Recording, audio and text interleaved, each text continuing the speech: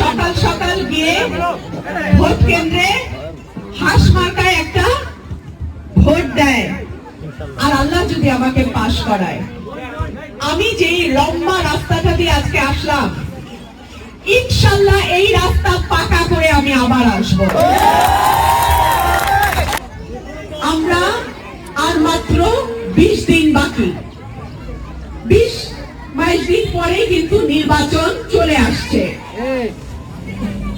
আপনাদের যদি কেউ ভয় ভীতি হুমকি দেয়, অমুক প্রার্থীর পক্ষে কাজ না করলে খবর আছে, তমুক প্রার্থীরা ভোট না দিলে খবর আছে, এরকম কিছু যদি বলে, একদম ভয় পাবেন না।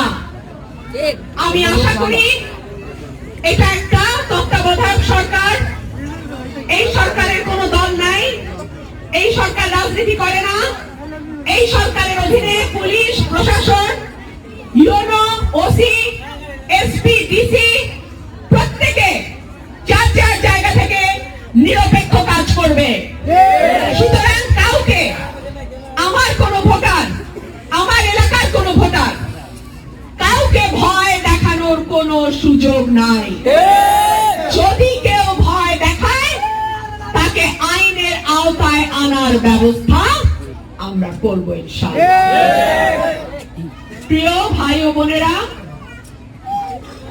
কেবল তো ভয় ভীতি না, নির্বাচনের দিন যার যার বাড়ির পাশের সেন্টার তার পাহারায় রাখতে হবে।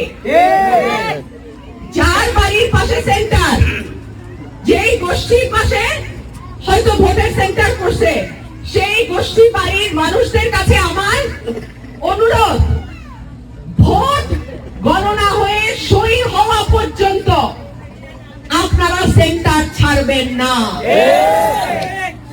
আমার বাবা কিন্তু 73 সালে নির্বাচনে জিতেছিল, কারচুপি করে পরের দিন তাকে বিজয়ীর বদলে আরেকজনের নাম ঘোষণা করে।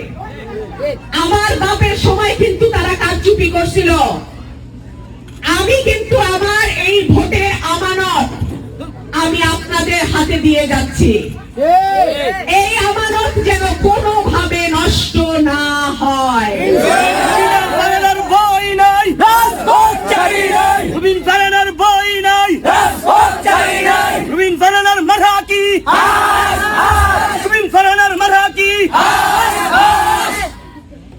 আমার বাবার আমলে মোবাইল ফোন ছিল না, আমার বাপের আমলে রাস্তাঘাটও ছিল না। এই মানুষটা হাইটা হাইটা হাইটা হাইটা অনেক কষ্ট করে নির্বাচন করছে। আল্লাহ তাকে হয় নাই, উনি জিতছে, ওনারে কাজ করতে দেয় নাই। আল্লাহর কাছে আমার চাওয়া আর আপনাদের কাছে আমার অনুরোধ, নিজের ভোটটা পাহারা দিয়ে আপনার ভোট যেন অন্য কেউ ফিরায় না নিতে পারে, এটা আপনারাই দেখেন।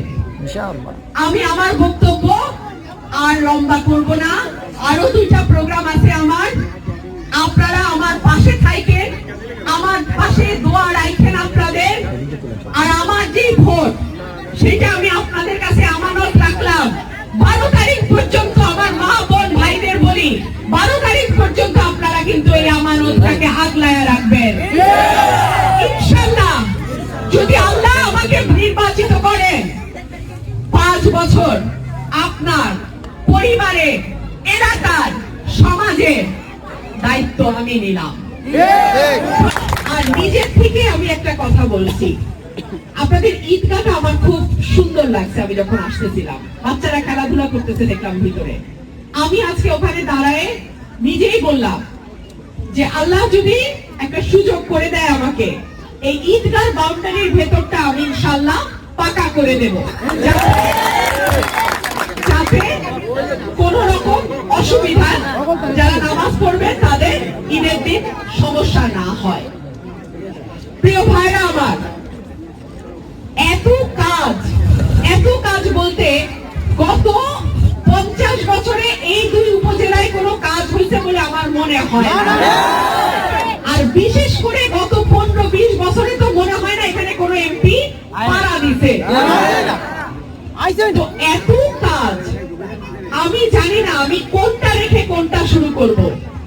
তবে আমি আপনাদের এইটুকু বলি, আপনারা যদি আমার পাশে থাকেন, একে একে একে একে প্রত্যেকটা ইউনিয়নে আমি অগ্রাধিকার ভিত্তিতে এই রাস্তাঘাট, ব্রিজ, কালভার্ট নির্মাণের কাজ আমি শুরু করব। আর এমপি সাহেব যদি ব্যক্তিগতভাবে নিজের নজরদারিতে রেখে কাজগুলো করে, তাহলে সেই কাজের থেকে ঠিকাদার বা অন্য কেউ পয়সা নিয়ে চলে যাবে, কাজ করবে না, সেইটা হইতে পারবে না।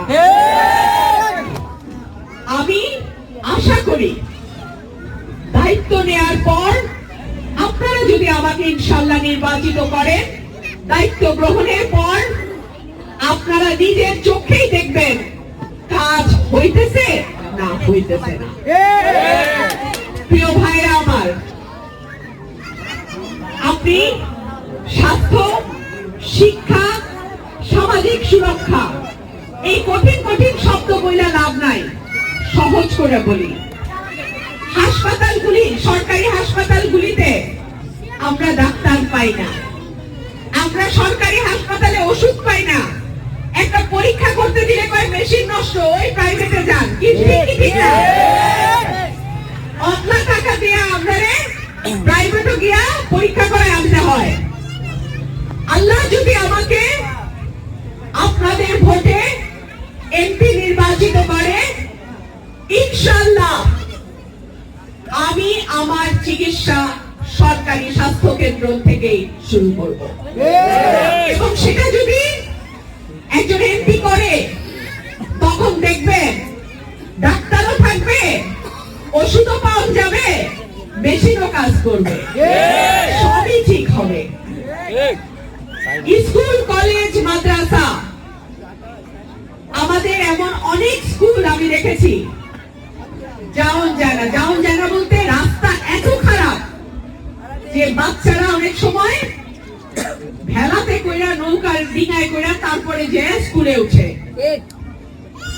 আর শীতকালে শুরু হয় ধুলা, ময়লা, যাওয়ার কোন রাস্তা অবস্থা